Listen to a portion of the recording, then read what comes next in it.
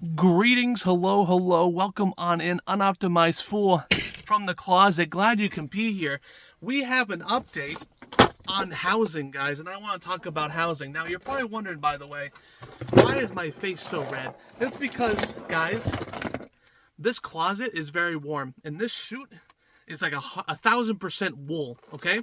So I'm very warm right now. It's getting in the summer months, and I'm going to be more red, okay? Just deal with that. And I'm also out of breath because I eat nothing but Dunkin' Donuts, okay? So just prepare for that. So I want to talk about housing. We have a second update, a second deeper dive. Now, this is kind of talking about how we access the furniture inside of the system, right? How do we get all those cool wall mounts? How do we get all those cool chairs, right? We have some information. I wrote it down because there's a lot to talk about.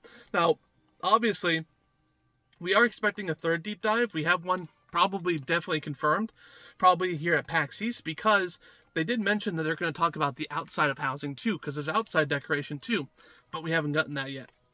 So let's talk about it. I have it kind of down into 5 different categories here, so this might be a longer video. So the first one is talking about professions, craft, decor, right? So professions are going to be used in crafting some of these items for your house. Right now, this is for non-gathering professions. Obviously, for gathering professions, you won't be making stuff, but like jewel crafting, you have smithing, right? You have, that's not smithing, it's whatever it may be, I forget what it is, blacksmithing, excuse me, and leatherworking. You'll be making stuff that's appropriate to your obviously, like, blacksmithing, you would make like metal doors or something like that. So thankfully, professions are going to be tied into the creation of furniture, as well as old expansions too. So if you want something from Outlands, you have to gather those resources from that expansion and use that expansion's profession to get access to that item. So it's basically, again, all this stuff, by the way, is kind of like accessing older content,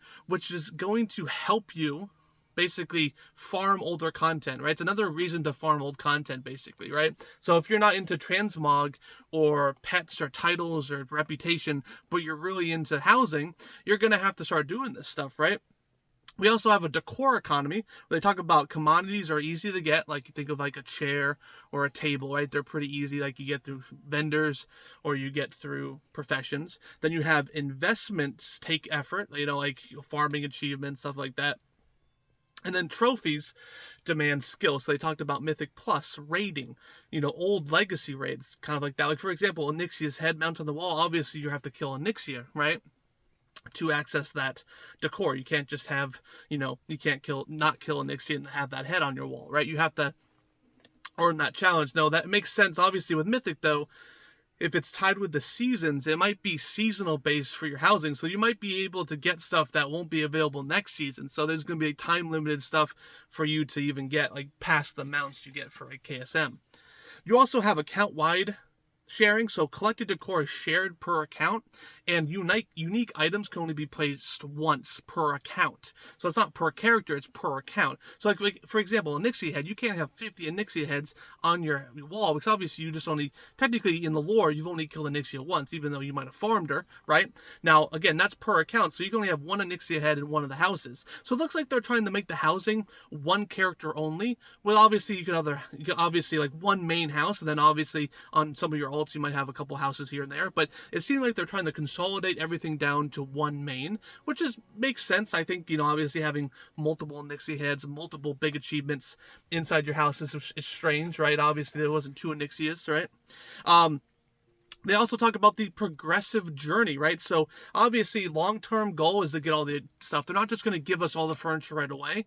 Some of it's going to be, obviously if you completed more legacy content, it's going to be tied to your achievements. So if you completed more legacy content, you're going to have more access. You're going to have more accessible at this, day one, basically, versus if you don't have that much stuff done, you're going to have to basically farm it, right? And they did talk about how, obviously with some mounts, you have to farm it for 6 years, once every day or once every week, and then finally get it. But then, quote unquote, have to go back there and farm it again just for a couch, right? They don't want that type of farming to happen, but obviously there's probably going to be some sort of farming involved, but they didn't really go in, but it's not going to be too crazy like some of the crazy mounts that we try to farm, like the Halloween mount or the Easter mount or the Valentine's mount that I don't have yet. But yeah, you get through like questing, crafting, dungeons, and raids. So it's going to be, again, you're not going to have the perfect house on day one. You're going to have to like work for it every step of the way, right? It's going to be a long-term system. They obviously want it to last.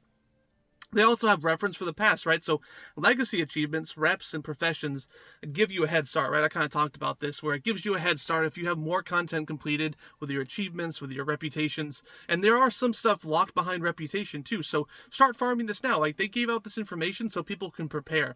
And I'm going to be doing a lot more legacy content on my channel just because, again, getting ready for this content.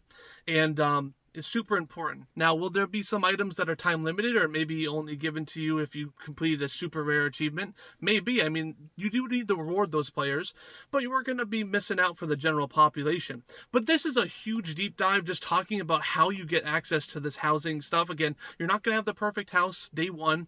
You're going to have to work for that stuff. There's going to be resources to get, crafting stuff to do for multiple expansions, old legacy content, current content, mythic plus stuff, right? It's whatever you want your house to be. Remember, guys, you can collect everything in your house if you're a completionist, but your house should represent your main activity you enjoy doing. So if you enjoyed raiding, most of your house is probably going to have raiding achievements or mythic plus achievements or just reputation achievements. Whatever you do, your house should represent what it is.